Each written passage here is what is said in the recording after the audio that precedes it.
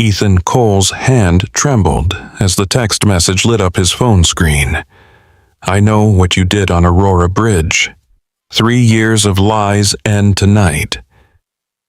The phone nearly slipped from his grip. His heart slammed against his ribs, each beat echoing the lie he'd carried for 1,000 days. Across the white tablecloth at the Metropolitan Grill, 6-year-old Sophie hummed Jingle Bells, while her crayon traced careful loops around a Christmas tree she was coloring. She had her mother's eyes, that same shade of blue that sometimes hurt to look at. 27 minutes late now. The empty third chair mocked him. Seattle's Christmas lights blurred through the restaurant's rain-streaked windows. Laughter bubbled from nearby tables where families clinked wine glasses and tore into sourdough bread. The warmth felt like accusation. Ethan had spent 3 weeks planning this evening. His first date since Grace died. Since he became the widower everyone pitied. Since he became the father raising a daughter alone. Since he became the man who let his wife take the blame for her own death. "Daddy!" Sophie looked up, her small voice cutting through his spiral. "Is your friend coming?" He forced his mouth into something resembling a smile, the kind of smile that had become his mask. "I don't think so, sweetheart." His phone buzzed again. Midnight, Aurora Bridge. Come alone, or Sophie learns the truth about her mother's death. The blood drained from Ethan's face. His fingers went numb. Aurora Bridge, the exact location where Grace had died 3 years ago. Tonight. Christmas Eve. The anniversary. Someone knew. Someone had always known. The restaurant's holiday music swelled around him. Silent Night playing from invisible speakers. The same song that had been on the radio that night. Rain drumming on the windshield. Grace's perfume filling the car. The argument he could barely remember now. The ice he never saw coming. The wheel spinning out of his control. The impact. The silence after. Ethan Sophie. A voice sliced through his panic. Familiar, commanding, warm in a way he'd never heard it before. Natalie Hart stood beside their table in a deep red dress that made her look nothing like the boss who'd signed his paychecks for 2 years. Her dark hair fell loose past her shoulders instead of pulled back in its usual severe bun. She looked at the empty chair, then at him, and something flickered across her face. Understanding, maybe, or pity. "Are you waiting for someone?" she asked. Sophie answered before Ethan could form words. "Daddy's friend didn't come. We got stood up on Christmas Eve." Natalie's expression softened. She glanced at Ethan, a question in her eyes he couldn't quite read. "Well," she said slowly, "my dinner plans just fell through too. Mind if I join you instead? Seems like we could all use some company tonight. Before we dive into what happens next, I would love to know where you are watching from. Drop your city or country in the comments. And if you're already hooked on Ethan's story, hit that like button and subscribe because what unfolds at this dinner table will change everything." Sophie spoke before Ethan could process the surreal moment. "Are you the lady Daddy calls brilliant but terrifying?" Natalie's laugh rang out genuine and unexpected. The sound turned heads at nearby tables. "Terrifying?" She slid into the empty chair without waiting for permission. "I prefer delightfully intimidating." Ethan wanted the polished hardwood floor to swallow him whole. "Sophie, that's not exactly... It's fine." Natalie's eyes met his across the table and something passed between them. A spark of understanding he'd never glimpsed in 2 years of architectural reviews and budget meetings. "Tonight, I'm just Natalie, not your boss. Not the woman who rejected your last 3 design proposals." 4, Ethan corrected automatically, then caught himself. "I mean, 4, you're right." She reached for the menu, but her gaze stayed on Sophie. "So, what are we having for this Christmas Eve dinner, though we landed soft but deliberate?" Ethan's phone burned in his pocket where the threat still glowed on the screen. Midnight, Aurora Bridge. The words circled his mind like vultures. But Natalie was already helping Sophie pronounce coq au vin and laughing when the 6-year-old declared she'd rather have chicken fingers, please. Smart choice, Natalie said. The simple things are usually best. A waiter appeared, took their orders, and disappeared into the holiday bustle. Ethan watched Natalie push her hair behind her ear, a gesture he'd seen 1,000 times in conference rooms but never really noticed. She wore small silver earrings shaped like snowflakes. Grace had owned a pair just like them. The thought should have hurt. Instead, it settled somewhere near his chest, warm and bittersweet. "So," Natalie said, when Sophie excused herself to the restroom with a server who'd offered to show her where it was, "want to tell me what's really going on, because you look like a man who's seen a ghost." Ethan's hands gripped his water glass. Condensation slicked his palms. "Why are you here, Natalie? Really here. You didn't just happen to walk by." She had the grace not to lie. "I saw you through the window. Half an hour ago. Sitting alone with Sophie checking your phone every 30 seconds. Her fingers traced the rim of her wine glass. "I told myself to keep walking, that it wasn't my business, that crossing this line between boss and whatever this is would be a mistake.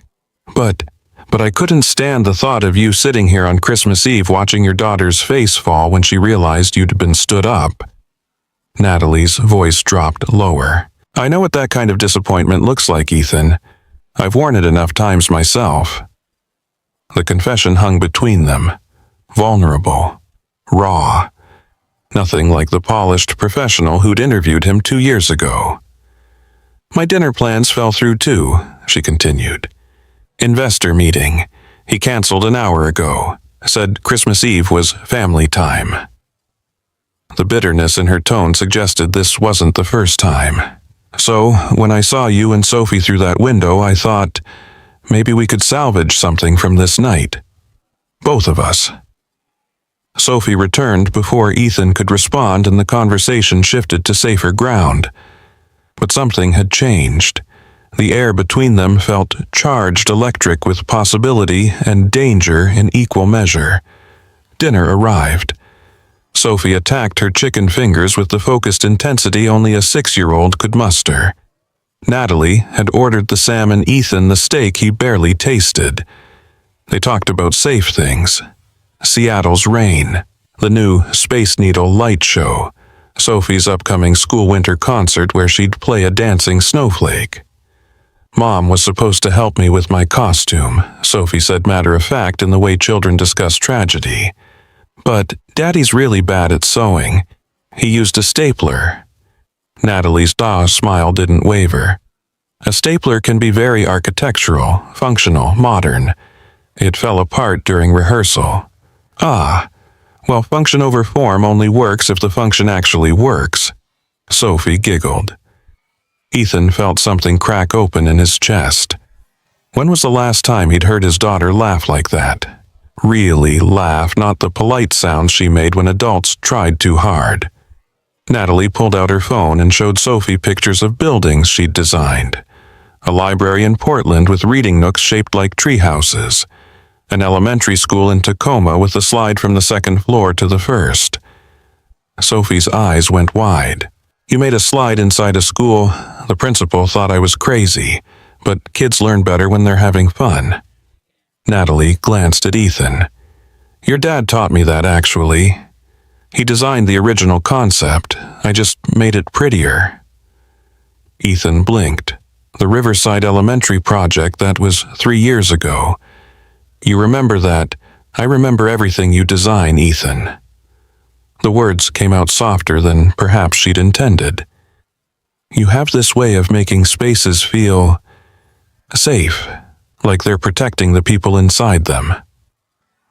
The conversation paused when Sophie asked for dessert. The server brought a chocolate lava cake with 2 spoons, which somehow became 3 when Natalie insisted on sharing. They ate in comfortable silence, the kind that felt earned rather than awkward. Then Sophie yawned wide and unashamed. "Daddy, can we see the Christmas tree outside, the big one, by the market? It's late, sweetheart." "Please, just for a minute."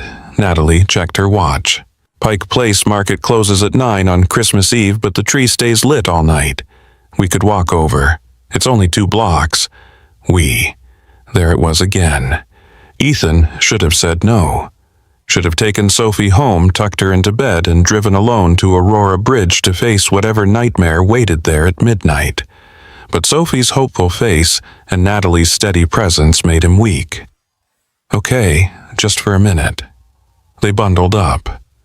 Seattle's December cold wasn't brutal like East Coast winters, but the wind off Elliott Bay cut through jackets and found skin. Sophie skipped ahead on the sidewalk, pointing at window displays and light-wrapped lampposts. Natalie walked beside Ethan, their shoulders occasionally brushing. "You're good with her," Ethan said quietly. "Sophie doesn't warm up to people easily. Neither do you." Natalie's breath formed clouds in the frigid air. "But here we are."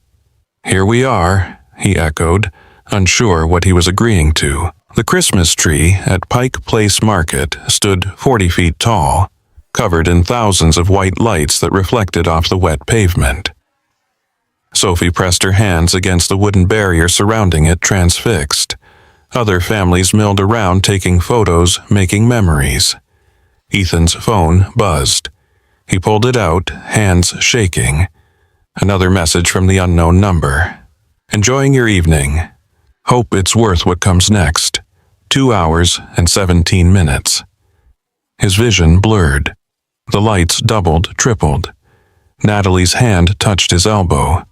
"Ethan." "What's wrong?" He couldn't speak, couldn't breathe. The market spun around him. Grace's face flashed through his mind. The way she'd looked that night, the blood, the broken glass, the silence after the sirens. "Hey!" Natalie's voice cut through the spiral. Firm, grounding. "Look at me." He did. Her dark eyes held steady. "Whatever it is, you're not alone. Not tonight." The words broke something in him. 3 years of carrying this weight by himself. 3 years of lying to everyone, including his own daughter. 3 years of waking up and remembering that he'd killed his wife and let the world believe she'd killed herself. "I need to tell you something," he whispered. "But not here. Not with Sophie." Natalie didn't hesitate. "My apartment is 3 blocks away. We can take Sophie there. My sister Melissa lives in the same building. She can watch her for a bit. I can't ask you to do that. You're not asking, I'm offering." Sophie ran back to them, cheeks flushed with cold and happiness. "Daddy, can we come back tomorrow, please?" "Sure, sweetheart. Tomorrow." Tomorrow felt like a lie. Tomorrow felt impossible. But he said it anyway because that's what fathers did. They lied to protect their children from the truth. Natalie's apartment occupied the top floor of a converted warehouse in the Pike Place Market District. Floor-to-ceiling windows overlooked Elliott Bay, where fairy lights crawled across black water. The space was minimalist but warm. Clean lines, soft textures. A small Christmas tree in the corner decorated with what looked like handmade ornaments. Sophie's eyes drooped the moment they stepped inside. The warmth and the late hour catching up with her. Natalie disappeared into another room and returned with a soft blanket. "Guest room is through there," she said to Ethan. "Let her sleep. We can talk out here." He carried Sophie to the guest room, a space that looked rarely used but immaculately kept. She was asleep before he pulled the blanket over her shoulders. He kissed her forehead, breathing in the strawberry scent of her shampoo, and wondered how many more times he'd get to do this before the truth destroyed everything. When he returned to the living room, Natalie had poured 2 glasses of whiskey. She handed him one without asking if he wanted it. "Sit," she said. Not a command. an invitation. He sat on the leather couch facing those enormous windows. Seattle glittered below them, oblivious to his unraveling. The messages, he started. Someone knows what really happened the night Grace died. Natalie settled into the armchair across from him, curling her legs beneath her. What really happened, this was it, the moment he'd avoided for 3 years, the confession he'd never made to anyone. Not to Grace's family, not to the police who'd believed his careful half-truths, not even to himself in the darkest hours of sleepless nights. "I was driving," he said. The words tasted like ash. "We were fighting, something stupid. I don't even remember what. I was going too fast. The road was wet. There was ice on Aurora Bridge. Black ice, invisible." His hands shook. Whiskey sloshed in the glass. "I lost control. The car spun, hit the barrier. Grace!" His voice cracked. Grace grabbed the wheel, tried to correct, but it was too late. We hit anyway. Natalie didn't move, didn't speak, just listened. The police report said she caused the accident by grabbing the wheel, that she panicked and made it worse. Ethan forced himself to meet Natalie's eyes. "I let them believe that. I let her family believe that. I let everyone think Grace killed herself through recklessness when the truth is I killed her through stupidity." Silence filled the apartment.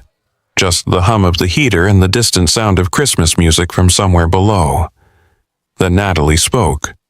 "You've carried this alone for 3 years. I deserve to carry it. No one deserves that kind of guilt, Ethan." She set down her glass and moved to the couch beside him, not touching, but close enough that he could feel her warmth. "What do these messages say?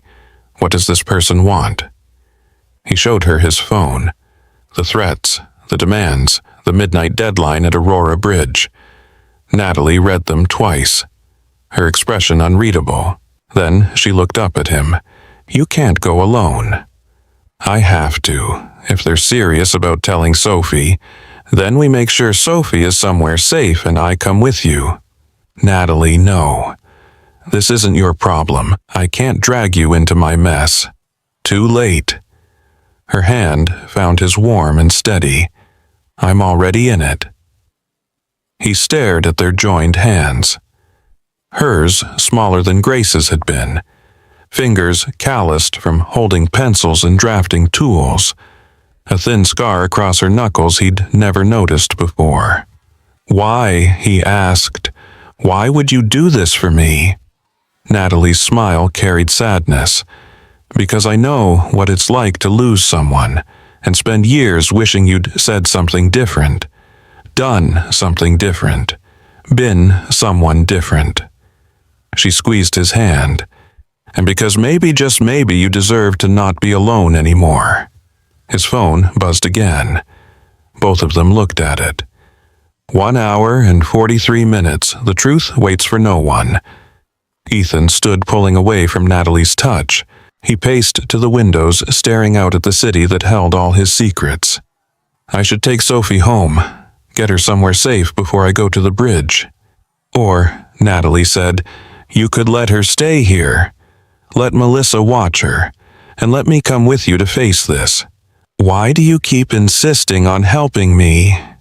She stood crossing to where he stood by the window, the city lights reflected in her eyes. "Do you really want to know?" "Yes. Because I've been falling for you, Ethan Cole. Slowly, quietly, for 2 years. And tonight, when I saw you through that restaurant window looking so lost I couldn't walk away anymore." Her voice steadied. "I don't know what happens at midnight. I don't know who's threatening you or what they want, but I know you don't have to face it alone." The confession should have shocked him, should have sent him running. Instead, it settled over him like a lifeline. "I don't deserve this," he whispered. "Don't deserve you." Maybe not, but deserving and needing are different things. Natalie checked her watch. It's 10:47. We have time to get Sophie settled with Melissa and still make it to Aurora Bridge. So what's it going to be, Ethan? You going to keep punishing yourself alone, or are you going to let someone help carry the weight? He looked at her. Really looked. Saw the vulnerability behind her usual confidence, the loneliness behind her professional polish, the hope behind her steady gaze. Okay, he said. Okay. Natalie called her sister.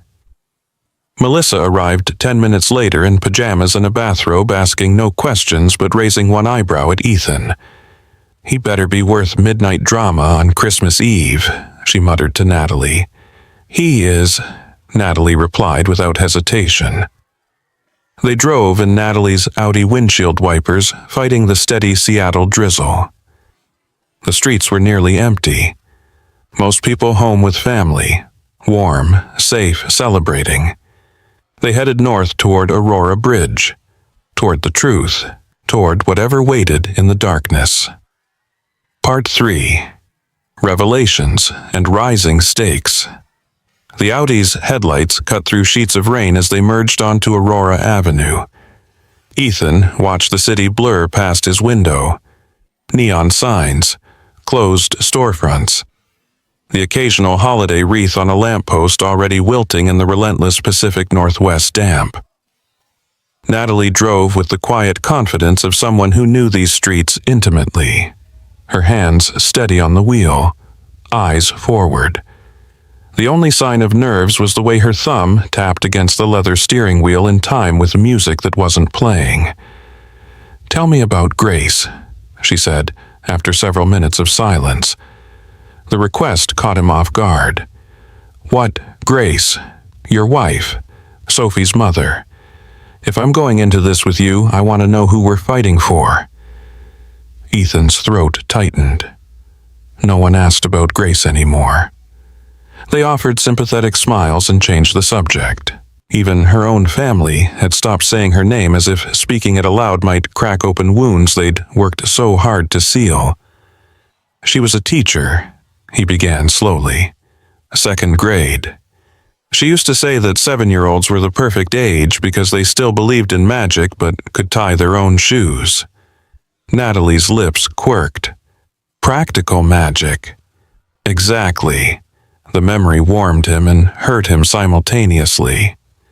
She wore these ridiculous sweaters, had one for every holiday, turkeys for Thanksgiving, snowmen for Christmas, hearts for Valentine's Day. Her students loved them. What else? She sang off-key.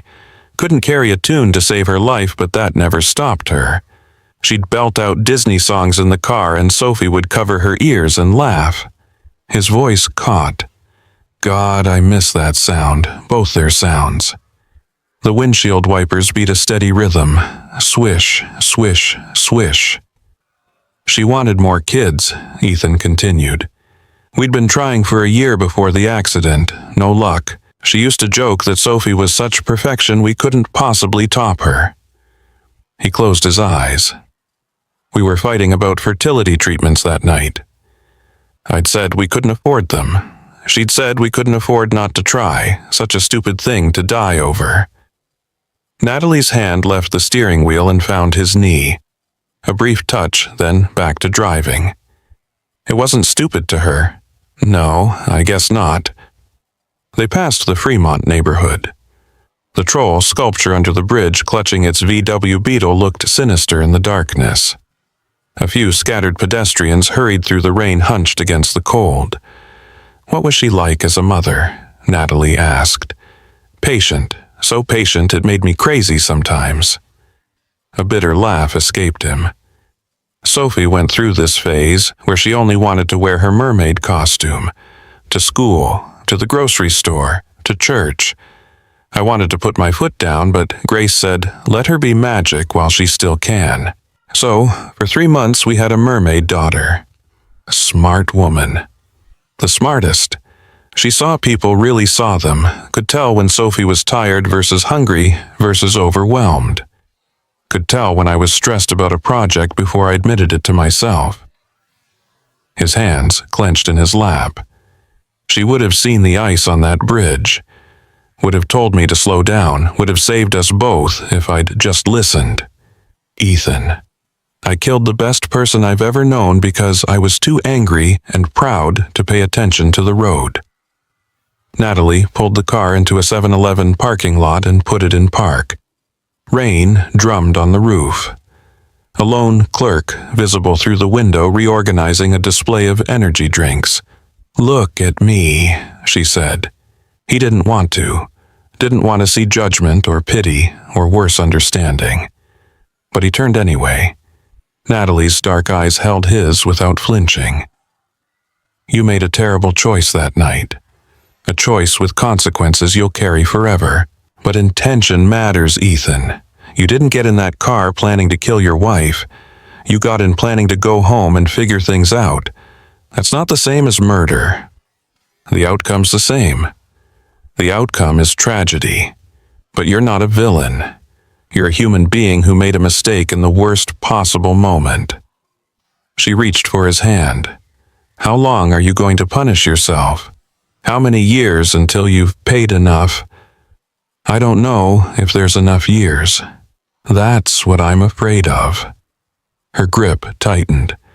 Because Sophie is growing up with a father who's half alive, and Grace wouldn't have wanted that.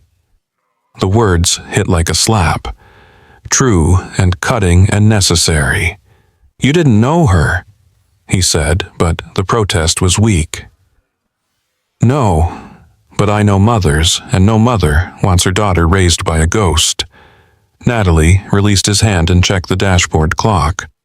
11:23. "We need to keep moving, but first I need to tell you something." Dread pooled in his stomach. "What?"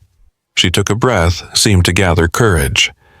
"I wasn't completely honest earlier about why I came to the restaurant tonight." "What do you mean, I've known who you were for longer than 2 years?" The confession came out rushed, like she needed to say it before she lost her nerve. "I knew your name. I knew about the accident. I knew about Grace." Ethan's blood went cold. "How?" Natalie stared through the windshield at the rain. "Do you remember anything from that night after the crash, before the ambulance?"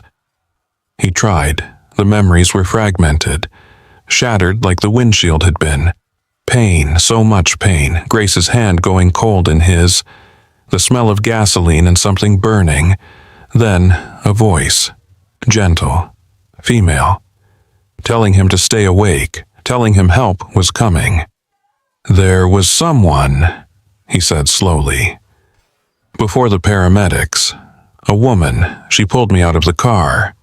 That was me." The world tilted. "What?" "I was the first person on scene. I called 911. I stayed with you until the ambulance arrived." Natalie's voice shook. "I held your hand while you kept asking about Grace. I watched the EMTs try to revive her. I gave my statement to the police and then went home and threw up for an hour because I couldn't get the image out of my head." Ethan couldn't process it. Couldn't fit this piece into the puzzle of the last 3 years. "You were there. You saved me. I pulled you from a wreck, that's all. Why didn't you tell me when I started working for you? Why didn't you say anything? Because I didn't recognize you at first. The name threw me. You'd changed it from Parker to Cole. By the time I realized who you were, months had passed. We'd already established this professional relationship and She finally looked at him. "I didn't know how to say, 'Hey, remember that worst night of your life? I was there. Want to grab coffee?' So you just, watched me for 2 years. I told myself I was making sure you were okay, that I was being professional, but the truth is I couldn't let go. Couldn't stop thinking about the man I'd pulled from that car, wondering if you were healing, if your daughter was okay, if you'd found any peace. That's why you approved every project I pitched, why you never questioned my deadlines or my methods." "No," Natalie's voice firmed. I approved your projects because you're brilliant. Because every design you create has this quality of shelter, safety. You build spaces that protect people.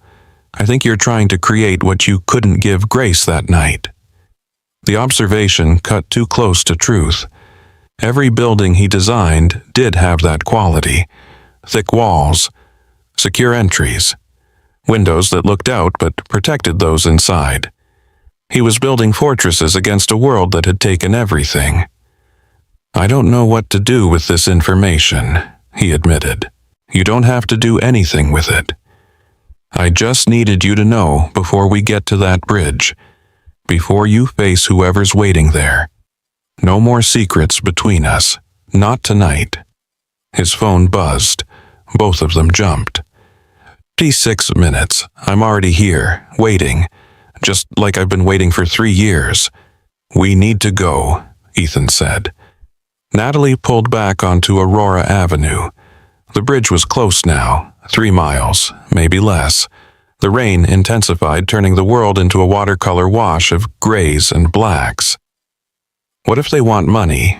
Ethan asked. "I don't have much. The life insurance barely covered the funeral and Sophie's college fund. Then we figure it out. What if they want me arrested, charged with vehicular manslaughter or something? Then we get you a lawyer, a good one. What if they just want to hurt me?" Natalie's jaw set. "Then they go through me first." The fierce protectiveness in her voice stirred something in him, something that had been dormant since Grace died. Not love, not yet, but possibility. The first green shoot pushing through frozen ground. They passed the Aurora Bridge exit. Natalie took at the car climbing the curved ramp. The bridge appeared ahead, its Art Deco towers rising against the sky like sentinels. Below, Lake Union spread out in darkness, pinpricked with houseboat lights and the occasional sailboat running light. "I used to love this bridge," Ethan said. "Grace and I drove across it every Sunday to get to her parents' place in Greenwood. Sophie would count the towers, 1, 2, 3, 4. She couldn't say Aurora yet, so she called it the Tower Bridge. When's the last time you crossed it?" "Tonight will be the first since the accident. I've driven 10 miles out of my way every day for 3 years to avoid it." The Audi slowed as they approached. The bridge stretched ahead, empty of traffic at this hour. Street lamps cast pools of orange light every 50 feet. In the distance, a single car sat parked on the shoulder near the center point, right where it had happened. "That's them," Ethan whispered. Natalie pulled over about 100 yards away, put the car in park but left it running. Windshield wipers still going. Swish, swish, swish. "Last chance to turn back," she said. "If I turn back, they'll go public. Sophie will find out from strangers, from news reports, from kids at school whose parents whisper." He shook his head. "I have to do this. Then we do this." She turned off the engine. The sudden silence felt deafening. Just rain on metal and the distant hum of the city below. They stepped out into the storm. The wind hit immediately, whipping rain into their faces. Ethan's jacket soaked through in seconds. Natalie pulled her coat tighter and moved to stand beside him. Together, they walked toward the waiting car, toward the person who knew his secret, toward the reckoning he'd been running from for 3 years. As they got closer, Ethan could make out details. A silver Honda Accord, Washington plates, a figure visible in the driver's seat, face obscured by shadow and rain-streaked windows, 50 feet away, 40, 30. The driver's door opened. A woman stepped out, mid-30s maybe, blonde hair plastered to her skull by rain, wearing jeans and a green raincoat. She stood there unmoving, watching them approach. 20 feet, 10, close enough now to see her face clearly in the streetlight's glow. Ethan's world stopped. He knew that face, those eyes, that particular tilt of the head when she was angry or hurt or both. Rachel, he breathed. Grace's younger sister, the woman who'd sat in the front row at the funeral and stared at him with such naked grief that he'd had to look away. The woman who'd stopped returning his calls after the first month, who'd sent back his Christmas cards unopened, who'd made it clear she wanted nothing to do with the man who'd killed her sister. "Hello, Ethan." Her voice was flat, cold. "Thank you for coming." Then her eyes shifted to Natalie. "I said, come alone." "She insisted," Ethan said. "This is Natalie Hart, my boss, my friend." "Friend." Rachel's laugh was bitter. "Is that what we're calling it? Grace isn't even cold in the ground and you're already replacing her. That's not fair," Natalie said quietly. "Fair." Rachel's voice rose. "You want to talk about fair? Is it fair that my sister is dead while he gets to move on, gets to play happy family with his daughter, gets to bring dates to Christmas Eve dinner?" "It wasn't a date," Ethan said. "I got stood up. Natalie was being kind." "Kind?" Rachel pulled out her phone, tapped the screen and held it up. Even from feet away, Ethan could see the images. Him and Natalie at the restaurant, walking to Pike Place Market, her hand on his arm, the two of them standing close talking. "You've been watching me. Someone had to." Rachel pocketed the phone. "Someone had to make sure you didn't just forget Grace, didn't let the world forget what really happened that night." "I haven't forgotten," Ethan said. "Not for 1 second." "But you've never told the truth either, have you?" She took a step closer. Rain streamed down her face. Tears or water, impossible to tell. "Never admitted you were driving recklessly. Never acknowledged that Grace grabbed the wheel trying to save you both. Never gave her family the truth they deserved." Natalie moved slightly forward, positioning herself between them. "Rachel, I understand your anger, your pain. But what are you hoping to accomplish here? Justice, truth, something." Rachel's composure cracked. "Do you know what the last 3 Christmases have been like for my family? My parents sit at the table with an empty chair. My nephew asks why Aunt Grace doesn't come to visit anymore. We tell him she's in heaven, and he asks what she did wrong to get sent away." Her voice broke, and the whole time people whisper, say she caused the accident, say she panicked and grabbed the wheel, say she killed herself and nearly killed her husband. My sister's memory is tainted because of his lies. Ethan felt the words like physical blows, each one deserved, each one true. "You're right," he said, "about all of it." Rachel's eyes narrowed. "What? You're right. I've been a coward. I let Grace take the blame because I was too afraid of losing Sophie, too afraid of going to jail, too afraid of admitting I killed my wife through my own stupidity and pride." He took a step forward. Natalie reached for his arm, but he gently pulled away. "I was driving too fast. We were arguing. I wasn't paying attention to the road. When we hit that patch of ice, I panicked, lost control. Grace tried to correct, tried to save us, and I let the world think she caused the crash instead." His voice steadied. "So, if you want to go to the police, go. If you want to tell the newspapers, tell them. If you want to make sure everyone knows the truth, I won't stop you." Rachel stared at him. Rain plastered her hair to her skull. Her whole body shook, though whether from cold or emotion he couldn't tell. "Just promise me one thing," Ethan continued. "Let me tell Sophie first. Let me explain to my daughter what really happened before she hears it from strangers. Let me be the one to break her heart." The words hung in the air between them. The bridge felt isolated, removed from the world. Just the 3 of them and the ghosts of that terrible night. Rachel's hands clenched into fists at her sides. "You don't get to dictate terms." "I'm not. I'm begging." Ethan's voice cracked. I'm begging you as someone who loved Grace too to let me protect Sophie from this for just a little bit longer. Let me find the right words, the right time. Then I'll confess everything. I'll face whatever consequences come. Why should I believe you? Because I'm tired, Rachel. So tired of lying, of hiding, of waking up every morning and seeing Grace's eyes and Sophie's face and knowing I took her mother away. Tears mixed with rain on his cheeks. I want the truth to come out. I need it to. I just want my daughter to hear it from me first. Silence. Just the sound of rain and wind and distant traffic.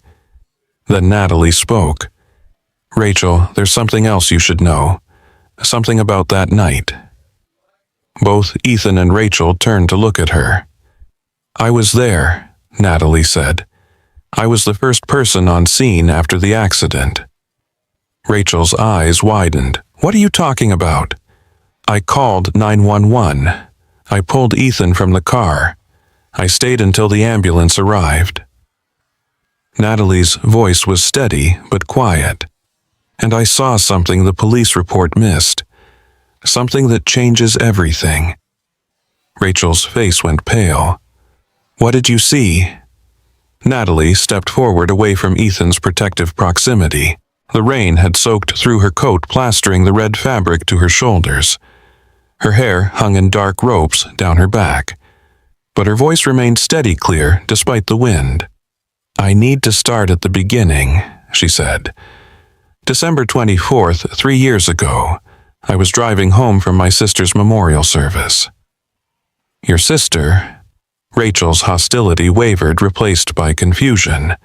She died 6 months earlier. Different bridge, different city, same kind of night. Rain, darkness, a moment of not paying attention. Natalie's breath came out in visible clouds. I'd spent the day with her husband and their kids pretending to be okay, pretending the holidays weren't agony. I was barely holding it together.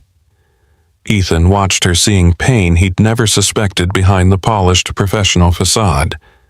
I pulled over on Aurora Bridge to cry, Natalie continued. Stupid, I know, dangerous, but I couldn't see through the tears anymore and I didn't trust myself to keep driving. I parked on the shoulder, maybe 200 yards south of here. She pointed into the darkness behind them. Ethan tried to picture it. Natalie alone in her car, grieving, while he and Grace argued their way toward catastrophe. I was there maybe 5 minutes when I saw headlights coming north, swerving. I thought at first it was a drunk driver. Natalie's voice dropped.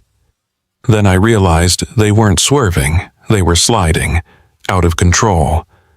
Rachel wrapped her arms around herself. You saw the crash.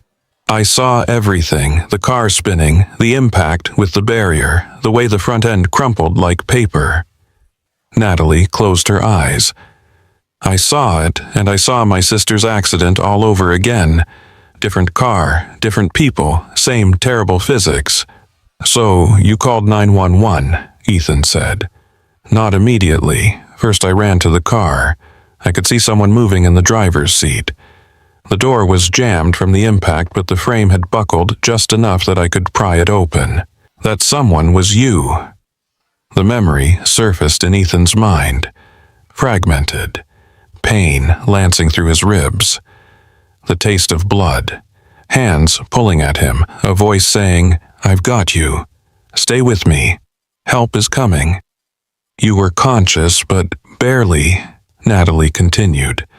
Kept asking about Grace. Kept trying to turn around to see the passenger seat. I wouldn't let you. I knew from the angle of impact, from the way the car had folded. She swallowed hard. I knew she was gone. Rachel's face crumpled. Fresh tears joined the rain streaming down her cheeks. I called 911 from a call box because my phone had died. Told them there was an accident, injuries, possible fatality. Then I went back to the car and stayed with Ethan until the ambulance arrived. Natalie opened her eyes, looking directly at Rachel. The paramedics worked on Grace for 18 minutes. I timed it. 18 minutes of CPR and defibrillation and desperate measures. But she died on impact. There was nothing anyone could do. Why are you telling me this? Rachel's voice broke. Why does any of this matter? Because of what I saw before the crash. What the police report doesn't mention because I was too shocked to articulate it properly when they questioned me. What I've carried for 3 years not knowing if it would help or hurt. Ethan's heart hammered. What did you see? Natalie turned to face him fully. Rain ran down her face like tears. There was a child on the bridge. The words didn't make sense. Ethan replayed the accident in his mind. The argument, the anger, the ice, the spin, Grace screaming, her hand on the wheel, the barrier rushing toward them. No child. He would have remembered a child. That's impossible, he said. There was no one else there. There was a little boy, maybe 7 or 8 years old. He was standing in the northbound lane right about where we are now, just standing there in the rain and the dark, looking lost. Rachel shook her head. The police never mentioned a child, because by the time they arrived, he was gone. His family had taken him and driven away, probably terrified of being blamed or sued or getting in trouble. Natalie's hands clenched at her sides. But I saw him, clear as I see you both now. He was wearing a red jacket and jeans, soaking wet, crying. Ethan's legs went weak. He stumbled backward until his shoulders hit the bridge's concrete barrier. Grace saw him. That's why she grabbed the wheel. Yes. Natalie's voice was gentle now, almost tender. You were arguing, not paying attention, driving too fast on a slick road. All of that is true, but when Grace screamed and grabbed the wheel, it wasn't panic. It wasn't recklessness. She saw that child standing in your path and acted on instinct. The revelation hit like a physical blow. 3 years. 3 years he'd believed Grace died because of his mistakes. Because of their argument, because of his inability to control the car. All of that was true, but incomplete. Grace's last act hadn't been a mistake. It had been a choice. She swerved to miss him, Rachel whispered. The car veered left, missed the boy by maybe 3 feet, but that put you directly in line with the barrier. Natalie stepped closer to Rachel. Your sister saved that child's life. She died a hero. Rachel's knees buckled. She sank onto the wet pavement, hands covering her face, body shaking with sobs. Natalie knelt beside her, one hand on her shoulder, not speaking, just present. Ethan couldn't move, couldn't process. The story he'd told himself for 3 years was disintegrating, being replaced by something more complex, more painful, more Grace. Of course, she'd grabbed the wheel to save a child. Of course she had. Grace, who'd spent her career teaching second graders. Grace, who'd kept granola bars in her purse to give to homeless people. Grace, who'd once stopped traffic to help an injured bird off the road. Grace, who'd wanted more children so badly it hurt. She'd seen a child in danger and acted without thinking about consequences, without considering her own safety, just pure instinct to protect. Why didn't you tell anyone? Rachel looked up at Natalie, mascara running in black streaks. Why didn't you make sure this was in the report? I tried. I told the officer who took my statement. He wrote it down, seemed interested. But when I followed up a week later, he said without the child and his family coming forward, there was no way to verify my account. He suggested I'd been in shock, that maybe I'd seen a reflection or a shadow and constructed a narrative to make sense of the tragedy. But you know what you saw. I know what I saw, Natalie confirmed. A child, a near miss, a woman making a split-second decision to save a stranger. Ethan found his voice. It came out raw, scraped clean of everything but truth. I didn't see him. I never saw him. All this time I thought Grace died for nothing. Died because of me. She died because of circumstances, Natalie said. Ice on the road, a child who wandered away from his parents' broken-down car. A moment where every factor aligned in the worst possible way. You made mistakes that night, Ethan, real ones, but Grace's death wasn't meaningless. She saved someone. Rachel pushed herself to her feet. She looked at Ethan with an expression he couldn't read. Anger, still yes, but something else now too. Something softer. You really didn't know, she said. Not a question, a realization. I swear, I thought... He couldn't finish the sentence. The weight of 3 years of guilt was crushing him. You thought you killed her through carelessness and let her take the blame. Rachel's voice held no accusation now, just exhausted understanding.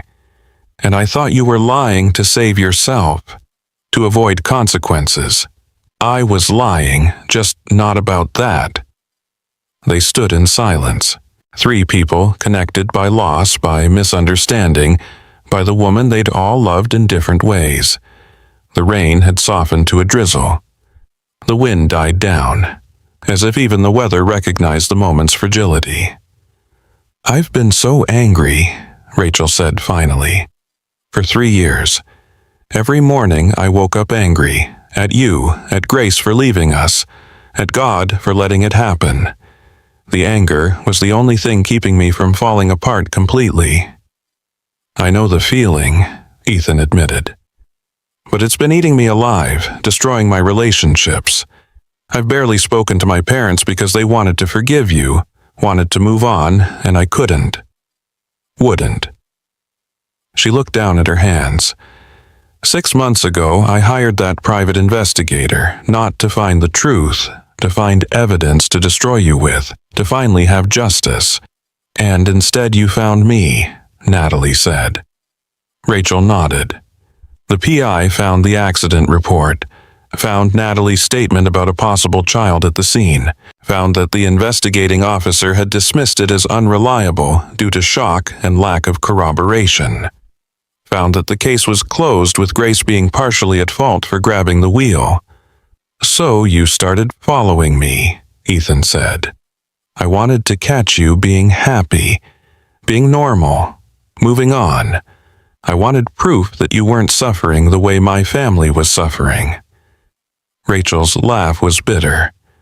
But you were suffering. I could see it.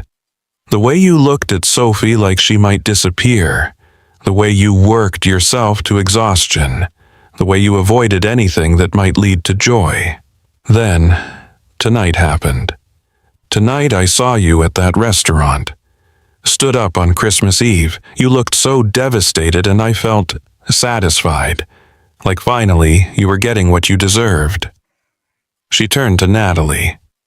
Then you showed up, and I watched through the window as you made Sophie laugh, as you made Ethan smile for the first time I'd seen in years of surveillance. And I realized I didn't want justice. I wanted someone to pay for my pain. Natalie stood slowly, brushing wet debris from her knees. Pain demands payment. It's human nature, but extracting it from Ethan won't bring Grace back. I know. Rachel pulled her phone from her pocket. I told a reporter from the Seattle Times I'd give him an exclusive about the Aurora Bridge accident. About how Ethan Cole had been covering up the truth for 3 years. I was going to ruin you. Publicly. Completely. Ethan's stomach clenched. When he's expecting the story tomorrow morning, Christmas Day, maximum impact. She looked at the phone in her hand. But that's not the story that needs to be told. What do you mean? The story that needs to be told is about Grace. About a woman who saw danger and acted without hesitation, who saved a child's life at the cost of her own. Rachel's fingers moved across the screen. That's what people should remember, not the arguments or the mistakes or the complicated truth, just Grace being exactly who she was. She held up the phone so they could see the message she'd typed. Andrew, the story has changed. Not a cover-up, a hero. Grace Morrison Cole saved a child's life on Aurora Bridge 3 years ago tonight. That's the truth. That's what the world needs to know. Full details tomorrow. You're sure? Ethan asked. Rachel hit send before answering. My sister died saving someone. That's not a scandal. That's a legacy. She looked at him with the eyes so like Grace's it hurt. But Ethan, the whole truth has to come out. Your mistakes, your speed, the argument, all of it. I know. And you have to tell Sophie before the article runs. She deserves to hear it from you. I will, I promise. When the truth is public, there might be consequences. The police might reopen the investigation. There might be charges. I understand. Ethan straightened his shoulders. Whatever happens, I'll face it. No more hiding. Rachel studied him for a long moment. Then she did something he never expected. She stepped forward and wrapped her arms around him. The hug was brief, awkward, weighted with 3 years of rage and grief and misunderstanding. But it was real. Grace loved you, she whispered against his shoulder. Even at the end. Even during the argument. She loved you so much it scared me sometimes, the way she looked at you like you were her whole world. Ethan's composure shattered. Sobs tore from his chest, violent and unstoppable. He'd held them back for 3 years. Held everything back because he didn't deserve to grieve, didn't deserve to cry, didn't deserve to feel anything but guilt. But Rachel's absolution, unearned as it was, broke something open. I'm sorry, he choked out. I'm so sorry. For everything, for lying, for letting her memory be tainted, for not being better, for not saving her. You couldn't have saved her, Rachel said, pulling back to look at him. But you can honor her. You can live. You can be the father Sophie needs. You can let yourself be happy again without feeling like you're betraying Grace's memory. She turned to Natalie. And you. Take care of him. Take care of them both. Grace would approve. She always said Ethan needed someone strong enough to call him on his bullshit and brave enough to love him anyway. Natalie's smile was small and sad. I barely knew her, but I think I would have liked her. You would have. Everyone did. Rachel checked her watch. It's 12:47, officially Christmas Day. I should get home. My husband thinks I'm out getting milk for tomorrow's breakfast. He's going to have questions when I show up looking like a drowned rat. Rachel, Ethan said as she turned toward her car. Thank you. For coming tonight, for telling me, for letting me start to make this right. Don't thank me. I came here to destroy you. Natalie's the one who gave you the truth. She opened her car door, paused. Bring Sophie to Christmas dinner, 3 o'clock at my parents' house. You remember where it is. Greenwood, Tower Bridge route. The old Sunday tradition. Tower Bridge. Rachel's smile was genuine now, touched with fondness. Grace loved that Sophie called it that. Used to say it was like living in a fairy tale, going to Grandma's castle every week. She got in her car.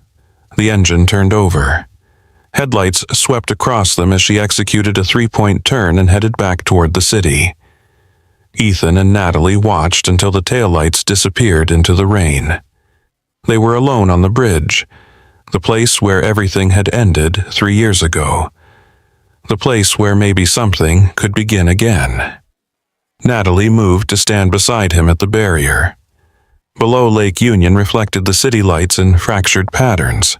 A few houseboats still had Christmas decorations up strands of lights visible through the rain. Are you okay? She asked. No, yes, I don't know. Ethan gripped the cold concrete. I spent 3 years believing one story. Now I have to rebuild everything around a different truth. The truth doesn't erase your mistakes. I know. I was still driving too fast. Still arguing.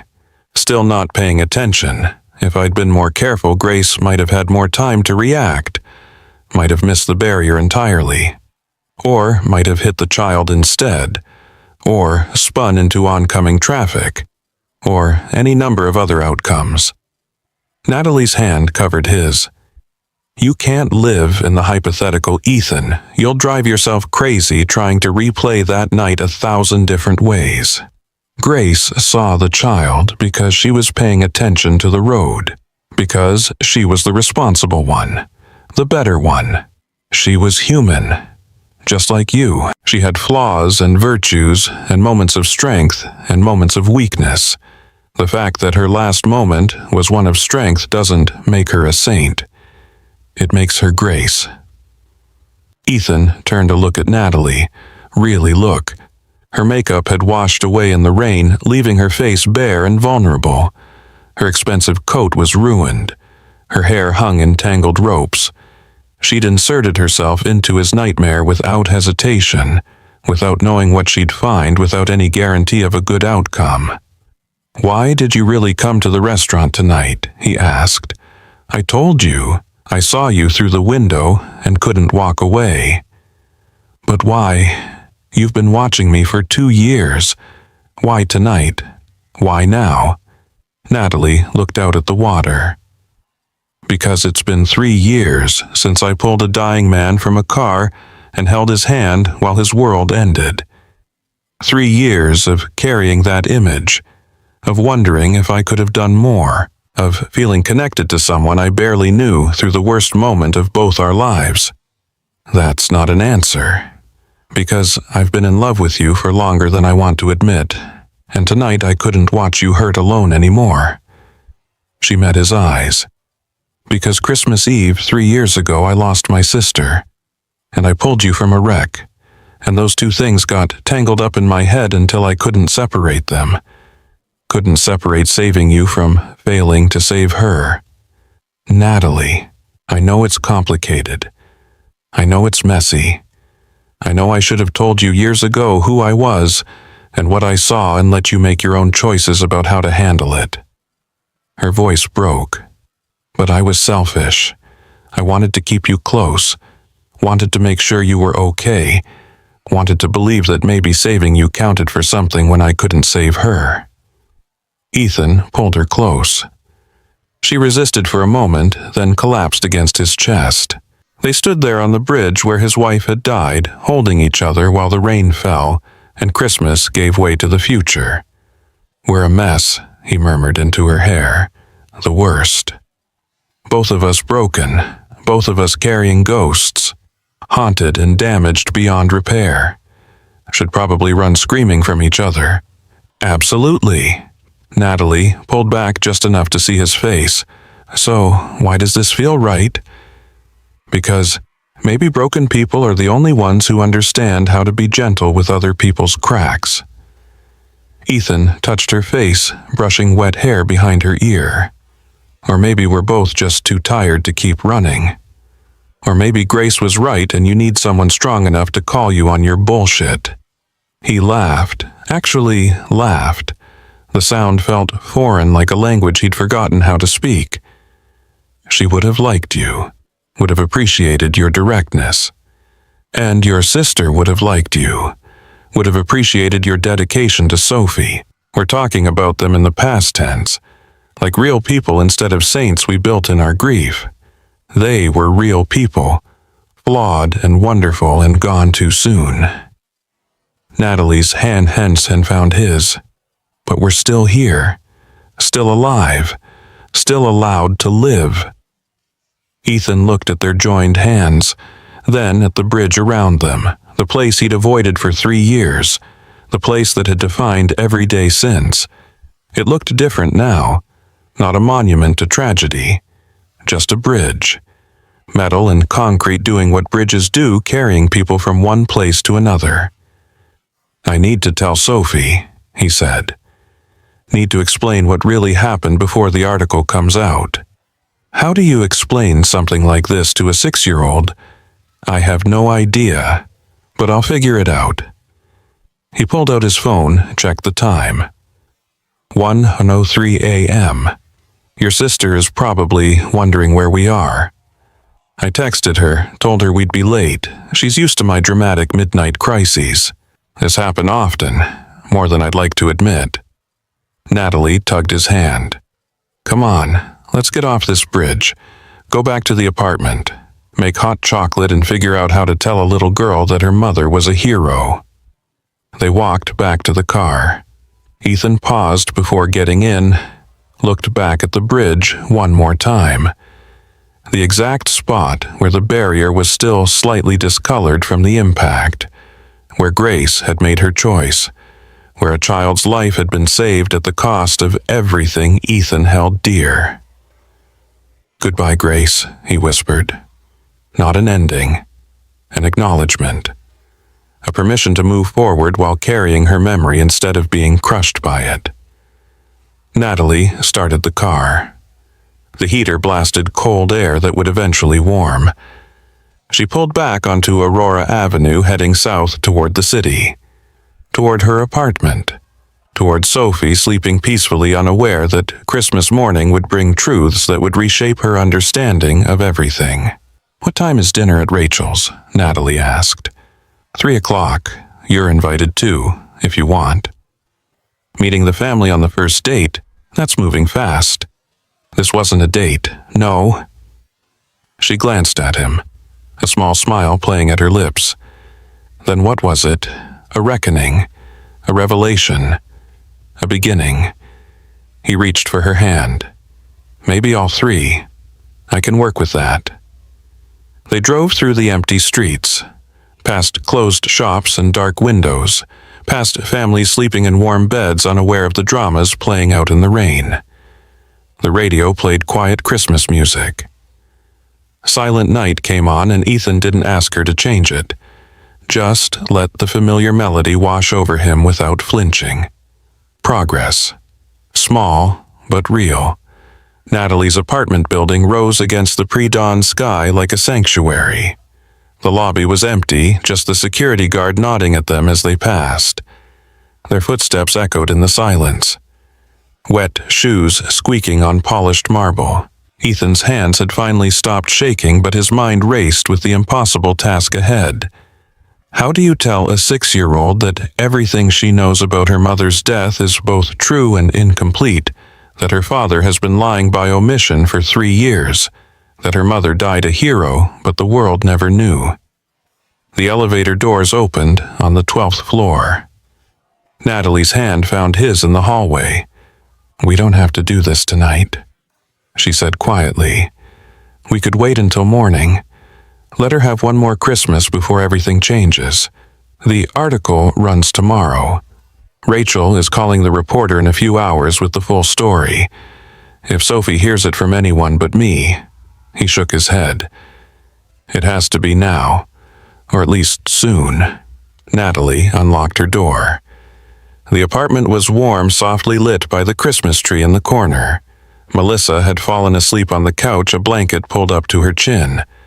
A book lay open on her chest, rising and falling with her breath. Natalie touched her sister's shoulder gently. Mel, we're back. Melissa stirred, blinked, sat up. She took in their soaked clothes and haunted expressions. Everyone okay? Define okay, Natalie said. But we're alive. That counts for something.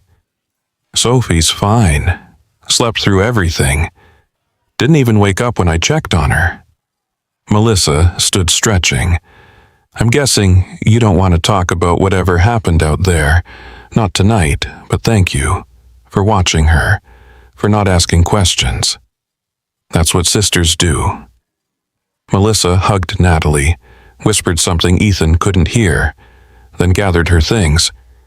She paused at the door, looked back at Ethan. Whatever you're dealing with, my sister's good in a crisis. Trust her. Then she was gone, and they were alone with the sleeping child who would wake to a different world. Natalie disappeared into her bedroom, returned in dry clothes with a stack for Ethan. Guest bathroom is down the hall. Change. I'll make coffee. Something tells me we're not sleeping tonight. He changed mechanically. The borrowed sweatpants were too short, the t-shirt too tight across his shoulders. But they were dry and warm, and that was enough. When he emerged, Natalie had 2 mugs of coffee waiting. She'd changed into leggings and an oversized sweater that made her look younger, softer. They sat on the couch facing those enormous windows. Seattle was waking up. First light touching the Olympic Mountains in the distance. Ferry boats beginning their Christmas Day runs across the Sound. "How do you want to handle this?" Natalie asked. "I have no idea. There's no manual for explaining to your daughter that you've been lying about how her mother died. Start with the truth. Kids are more resilient than we give them credit for. She's 6. She's Grace's daughter, which means she's stronger than she looks." Natalie sipped her coffee. "What does she know now? What have you told her?" Ethan stared into his mug, that there was an accident, that Mommy was driving with Daddy, that it was raining and the car slipped, that sometimes bad things happen and nobody's fault. He set the coffee down, afraid he'd crush the ceramic. "I told her Mommy didn't suffer, that she went to heaven quickly, that she loved Sophie more than anything. All of that is true, but incomplete. I left out the arguing, the speeding, the fact that I was driving, not Grace, the child on the bridge, the choice Grace made." His voice cracked. "I left out everything that mattered because I was too much of a coward to face my daughter's questions. You were protecting her. I was protecting myself." Natalie didn't argue, just sat with him in the silence while dawn broke over the city. Around 6:30 they heard movement from the guest room. Small footsteps. A yawn. Sophie appeared in the doorway, rubbing her eyes. She wore the same clothes from the restaurant, now wrinkled from sleep. Her hair stuck up at odd angles. "Daddy!" She looked around, confused. "Where are we?" "Natalie's apartment, sweetheart. Remember, we came here last night?" Sophie's face brightened. "Oh, yeah, because Natalie has the best view of the Space Needle." She padded over to the windows, pressed her hands against the glass. "It's so pretty. Can we stay here forever?" The innocent question pierced Ethan's heart. "Come here, Sophie. Daddy needs to talk to you about something important." Something in his tone made her turn. Her expression shifted from sleepy contentment to wariness. "Am I in trouble?" "No, baby, not at all." He patted the couch beside him. "Just come sit with me." She climbed up, tucking herself against his side. Natalie started to stand to give them privacy, but Ethan caught her eye. A silent plea. "Stay." She settled back into her chair. "Sophie, do you remember what day it is? Christmas?" She bounced slightly. "Did Santa come? Are there presents?" "Yes to both. But before we do presents, I need to tell you something about Mommy. About the night she went to heaven." Sophie went very still. She rarely asked about Grace anymore, had learned through 3 years of careful deflection that the topic made Daddy sad. But now she looked up at him with those blue eyes so like her mother's and waited. Ethan took a breath, chose his words carefully. "The story I told you about the accident wasn't wrong, but it wasn't complete either.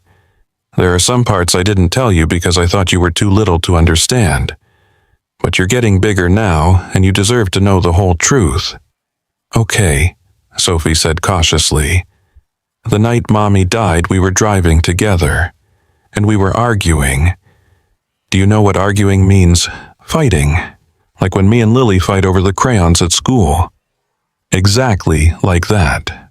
Mommy and I were fighting about something grown up and not very important. And because I was upset, I wasn't paying attention to the road as carefully as I should have been." He could feel Natalie watching, could feel the weight of this moment reshaping everything. "There was ice on the bridge. You can't see it when it's there. It's called black ice. And because I wasn't being careful, when we hit the ice, the car started to slide. I tried to stop it, but I couldn't."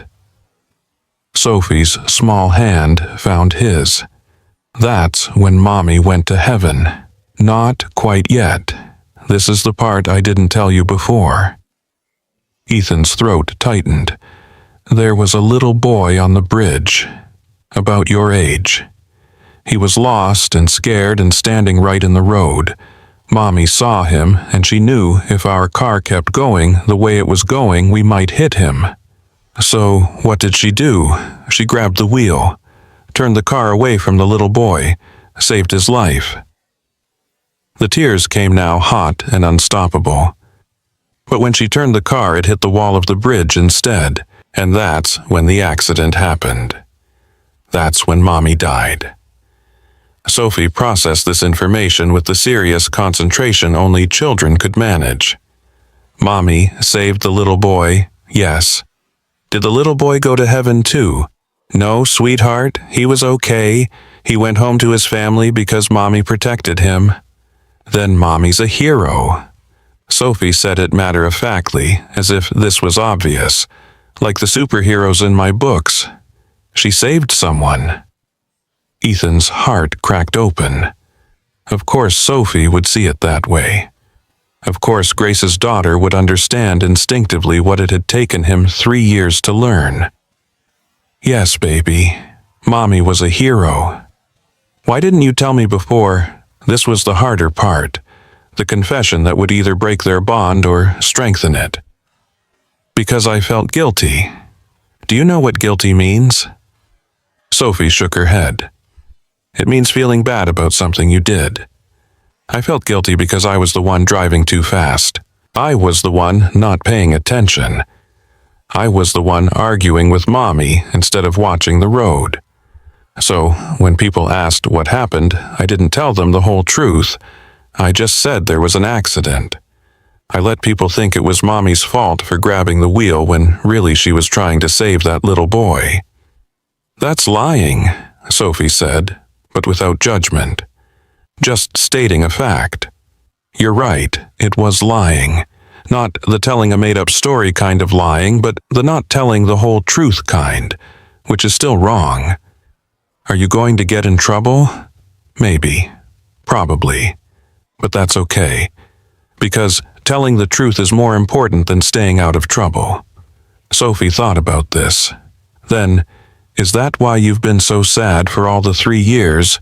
The observation gutted him. He'd thought he was hiding it. Thought his smiles and routines and careful normalcy were fooling her. But children saw everything. Yes, that's part of why I've been sad. You don't have to be sad anymore, Daddy. Mommy saved someone. That's good. That means she's watching over people from heaven, like a guardian angel. Natalie made a small sound. When Ethan looked over, she was crying silently, one hand pressed to her mouth. You're right, sweetheart. That's exactly what it means. He pulled Sophie into his lap, held her close. I'm going to tell everyone the truth now. There's going to be a story in the newspaper about how brave Mommy was. People might ask you questions. Are you okay with that? Will they say nice things about Mommy? Very nice things. They'll say she was a hero who saved a little boy's life. Then I'm okay with it. Sophie yawned, still tired despite the early wake-up. Daddy, can we still have Christmas, even though we're talking about sad things? Absolutely. In fact, we're going to have a very special Christmas. We're going to Aunt Rachel's house for dinner. Sophie's eyes widened. Really, I haven't seen Aunt Rachel in forever. I know, but she wants to see you. Wants to spend Christmas with you. Is that okay? Yes. Sophie scrambled off his lap, energy returning. Can Natalie come too? Please. If she wants to. Both of them looked at Natalie. She wiped her eyes, managed a smile. I would love to come, if you're sure your family won't mind an extra person. They won't mind, Ethan said. Then to Sophie, why don't you go wash your face and get ready for the day? There might be a present or two with your name on them under Natalie's tree. Sophie needed no further encouragement. She raced to the bathroom, leaving the two adults alone. Natalie moved to the couch beside Ethan. That was the bravest thing I've ever seen. I'm still shaking. But you did it. You told her the truth and she's okay. Better than okay. She thinks Grace is a guardian angel now. Maybe she is. Natalie rested her head on his shoulder. You know what strikes me?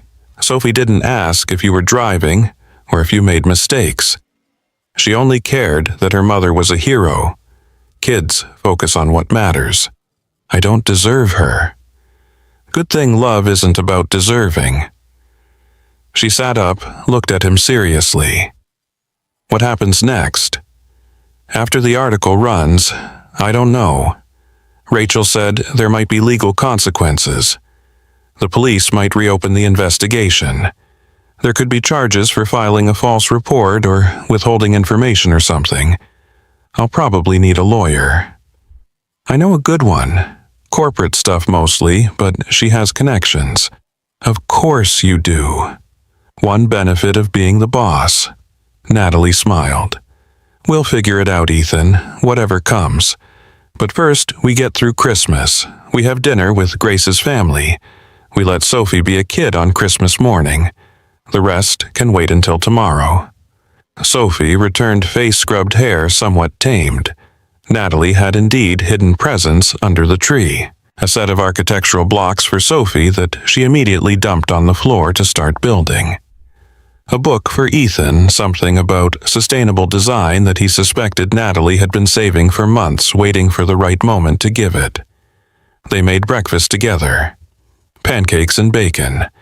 Sophie helped flip getting batter on her nose. They ate sitting on the floor by the Christmas tree, watching the city wake up fully. Church bells rang from somewhere below. Families emerged onto the streets in their holiday best. At noon, they went back to Ethan's apartment. He needed to shower change. Sophie needed clean clothes.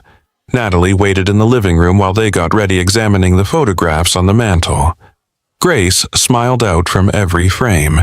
Young Grace on her wedding day. Pregnant Grace glowing with joy. Grace holding newborn Sophie looking exhausted and radiant. She was beautiful, Natalie said when Ethan emerged. She was everything. He stood beside her, looking at his wife's face. I used to avoid these pictures. Couldn't stand to see what I'd lost, but now I can see them and remember the good things too. Not just the end. They arrived at Rachel's parents' house in Greenwood at exactly 3 o'clock. The modest craftsman bungalow was lit up with Christmas lights. Cars packed the driveway and lined the street. Through the windows, Ethan could see people moving, laughing, living. He sat in the car, unable to move. They invited you, Natalie reminded him gently. They want you here. What if they change their minds when they see me? What if the reality of having me at the table is too much?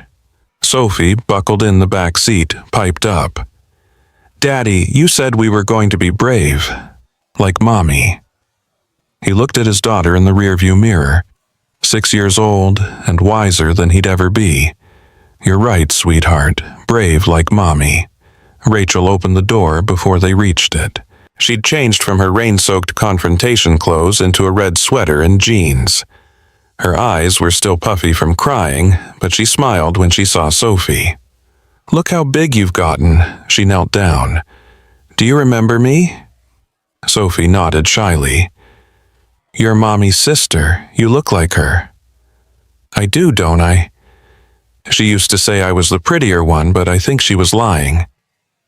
Rachel stood, looked at Ethan. Come in. Everyone's here. Mom's been cooking since dawn. The house smelled like turkey and cinnamon and pine. Grace's mother, Patricia, emerged from the kitchen, wiping her hands on an apron. She stopped when she saw Ethan. For a moment, no one moved. Then she crossed the room and pulled him into a fierce hug. Welcome home, she whispered. It's been too long. Grace's father, Robert, shook Ethan's hand. Firm, no hesitation. Glad you came. There were cousins, aunts and uncles, Grace's brother Michael with his wife and their 3 kids. The house was full of noise and warmth and life. Sophie was immediately absorbed into a pack of children who raced upstairs to play. Natalie was introduced and welcomed without question or judgment. They sat down to dinner at 4. The table had been extended with card tables to fit everyone. Ethan found himself between Natalie and Rachel Sophie across from him between her grandparents. Patricia said grace thanking God for family and second chances and the memories of those no longer with them. During dinner, Rachel stood, tapped her glass with a spoon until everyone quieted. "I want to say something," she began. 3 years ago, we lost Grace. It was the worst day of our lives, and for 3 years we've been living with an incomplete story about how she died. The room went silent, every eye on Rachel. "Last night I learned the truth, all of it, and I want you all to know." She looked directly at Ethan. Grace died saving a child's life, a little boy who was in danger on Aurora Bridge. She saw him, and without thinking about herself, she acted to protect him. That's who Grace was. That's how she died, a hero. Murmurs around the table. Sophie beamed with pride. "My mommy was a hero." Patricia's hand flew to her mouth. Robert's eyes welled with tears. Michael looked between Rachel and Ethan, trying to piece together what this meant. Rachel continued. "Tomorrow there's going to be an article in the Seattle Times about the accident, about Grace's sacrifice, about the child she saved. It's going to bring up painful memories and it's going to raise questions, but I want us to face it together as a family, including Ethan and Sophie." She raised her glass. "To Grace, who taught us what it means to put others first, who loved fiercely and lived fully, who left us too soon but left us better for having known her. To Grace," everyone echoed, glasses lifting. After dinner, while the kids played and the adults drifted into smaller conversations, Robert pulled Ethan aside. They stood on the back porch looking at the small garden where Grace had learned to grow tomatoes as a child. "Rachel told us everything," Robert said. "About the speed, the argument, the lies, all of it." Ethan braced himself. "I won't say I'm not hurt by the deception. I am. Patricia is too. We spent 3 years thinking Grace caused the accident, and that knowledge poisoned some of our memories of her." Robert's voice was steady but sad. "But we also know you were grieving. Scared, trying to protect Sophie. We can understand that even if we don't agree with the choice you made." "I'm sorry," Ethan said. "I know it doesn't fix anything, but I'm sorry." The apology matters, and so does the truth finally coming out. Robert turned to look at him.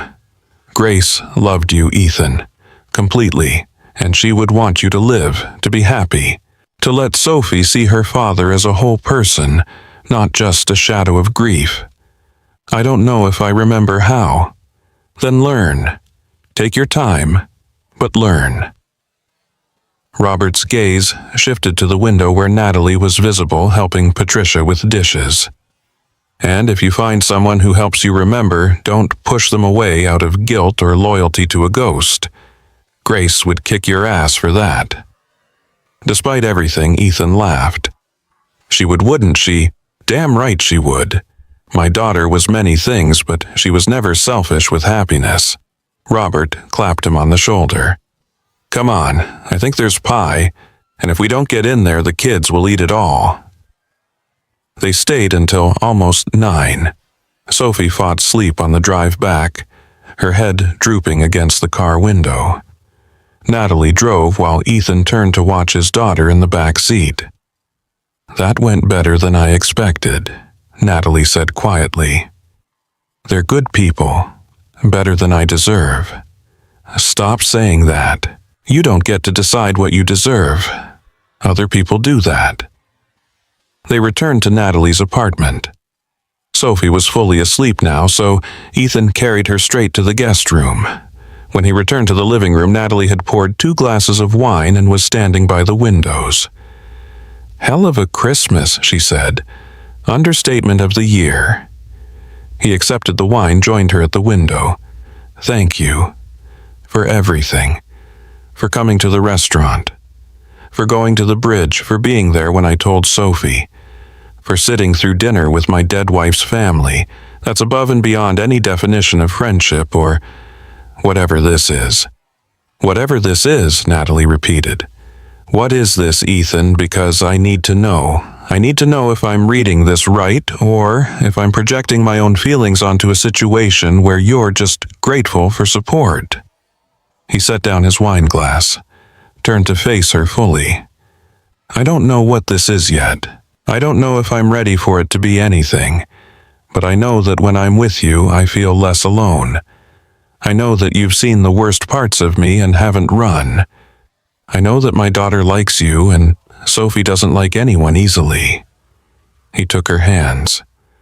I know that I want to find out what this could be if we give it time and patience and honesty. That's all I needed to hear. Natalie leaned up and kissed him. Soft, brief, a promise rather than a demand. When she pulled back, she smiled. Now, go home. Get some rest. Tomorrow, the article runs and your life is going to get complicated. Spend tonight with Sophie. Process everything. We have time. Are you sure? I've waited 3 years. I can wait a little longer. She walked him to the door where Sophie still slept. Call me if you need anything.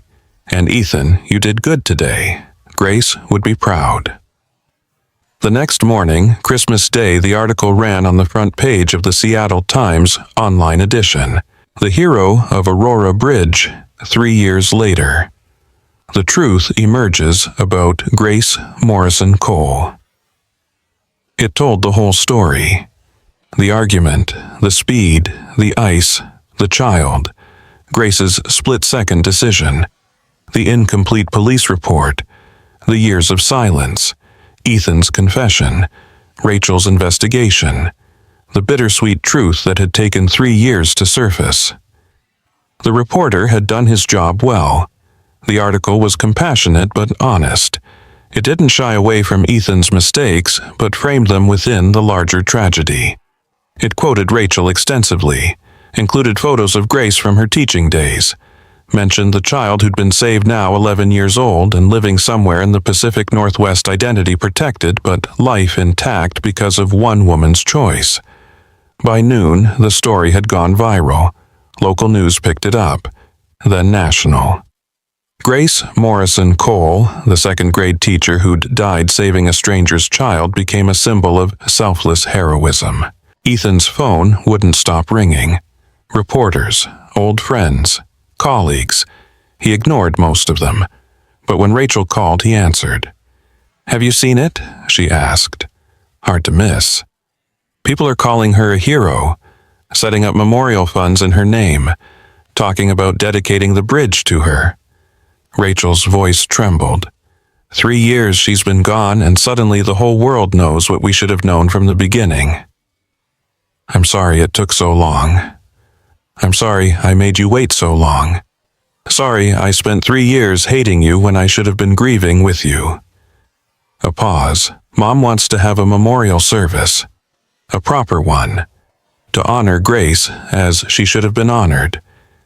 Would you and Sophie come? Of course. Just tell me when. 2 weeks later, on a gray January afternoon, they held a memorial service at Grace's old school. The gymnasium filled beyond capacity. Students, parents, teachers, strangers who'd read the article and felt compelled to pay respects to a woman they'd never met. Sophie sat between Ethan and Natalie, solemn in her black dress, holding a drawing she'd made of her mother with angel wings. The principal spoke. Grace's best friend spoke. Rachel spoke. And finally Ethan spoke. I met Grace when we were both 23. He began gripping the podium to steady himself. She was student teaching and I was the substitute janitor who accidentally locked her in the art supply closet. She made me promise never to tell anyone, but I figure she'd forgive me now. Laughter rippled through the crowd. Grace was patient and kind and saw the best in everyone, even when they didn't deserve it. Especially when they didn't deserve it. She believed in second chances and third chances and as many chances as it took for someone to become who they were meant to be. He looked at Sophie. She was an incredible mother, creative and silly and endlessly patient. She made up songs about vegetables to convince Sophie to eat them. She built blanket forts that took over the entire living room. She read the same bedtime story 100 times and never complained. His voice wavered, and on December 24th, 3 years ago, she saw a child in danger and acted without hesitation. That was Grace. That was exactly who she was. Someone who put others first, who protected the vulnerable, who chose love over fear every single time. I've spent 3 years wishing I could change that night. Wishing I'd driven slower, paid more attention, been better. But I've realized that no matter what I'd done differently, Grace would have still been Grace. She still would have chosen to save that child, because that's what heroes do. They don't calculate the cost, they just act. He paused, gathering the courage for the hardest part. I also need to apologize. To Grace's family and friends, and to everyone who loved her. I let you believe an incomplete story because I was afraid and ashamed. I let Grace's memory be tainted when it should have been celebrated. That was wrong, and I'm sorry. I hope in time you can forgive me. Patricia stood from the front row, walked to the podium, and hugged him. We already have, she whispered. After the service, as people milled around sharing stories and memories, Michael approached Ethan. I have an idea, he said, about how to honor Grace properly. What kind of idea? A memorial on Aurora Bridge. Something beautiful and permanent, something that tells her story. Ethan's mind immediately began sketching. A sculpture. Bronze. A woman reaching out, protecting someone smaller. Exactly. Would you design it? I'm not a sculptor.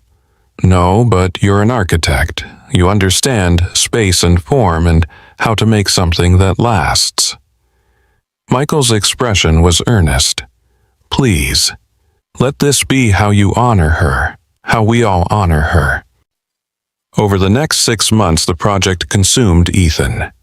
He worked with a local sculptor to bring his vision to life. A bronze figure of a woman, arms outstretched, sheltering a child. The piece stood 8 feet tall, designed to withstand Pacific Northwest weather. Strong but graceful. Protective but not overbearing. The memorial fund Rachel had established paid for it. Donations poured in from across the country. People who'd read Grace's story and wanted to contribute to her legacy. The city approved the installation on Aurora Bridge, right near where the accident had occurred. Natalie's firm donated the architectural consultation. Her team helped with permits and engineering and ensuring the memorial would last for generations. Through it all, Ethan and Natalie grew closer. Slowly. Carefully. Dating felt like the wrong word for what they were doing.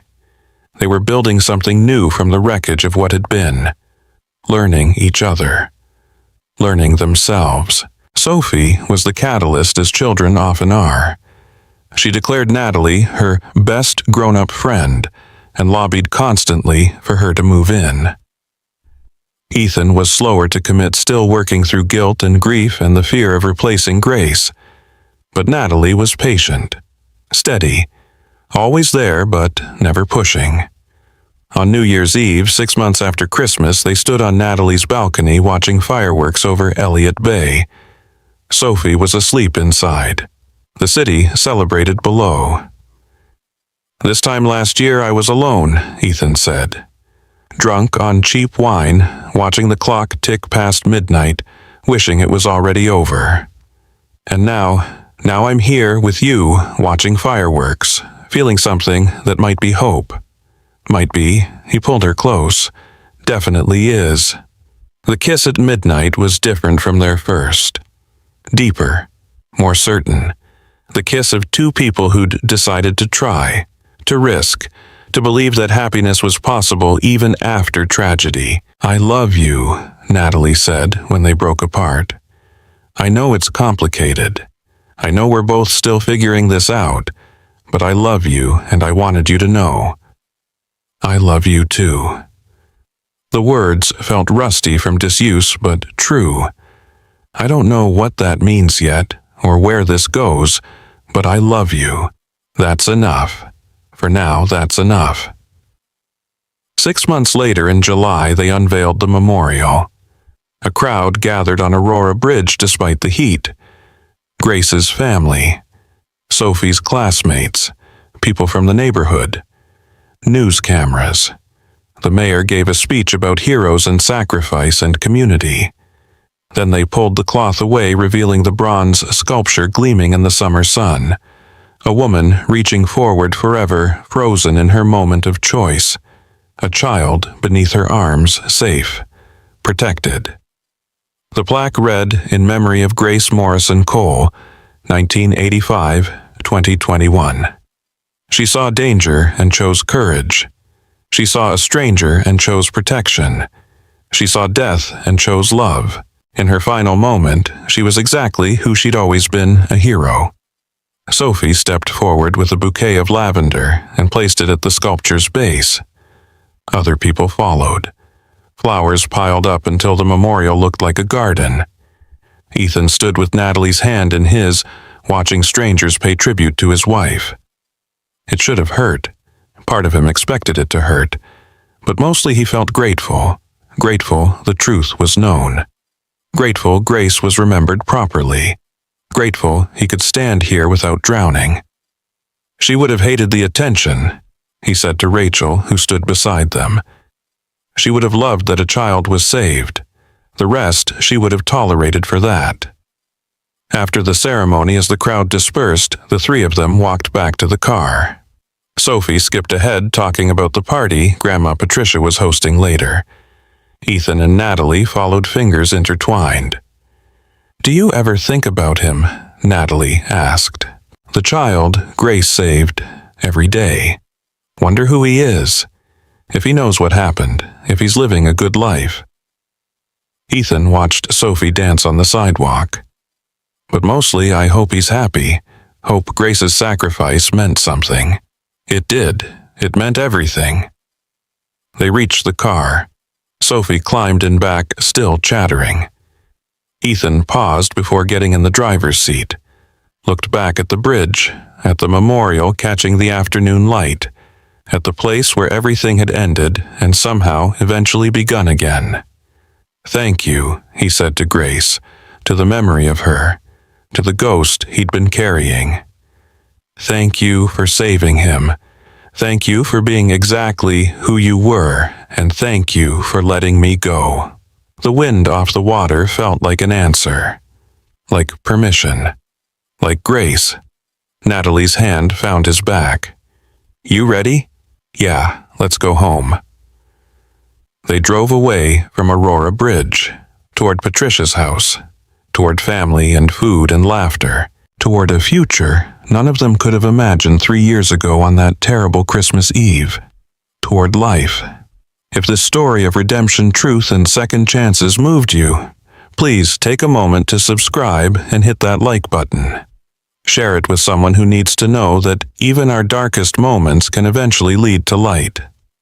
And tell me in the comments, have you ever had to tell a difficult truth that changed everything? I read every comment and would love to hear your story. Remember, we're all carrying something. We're all trying to be brave. And sometimes that's enough.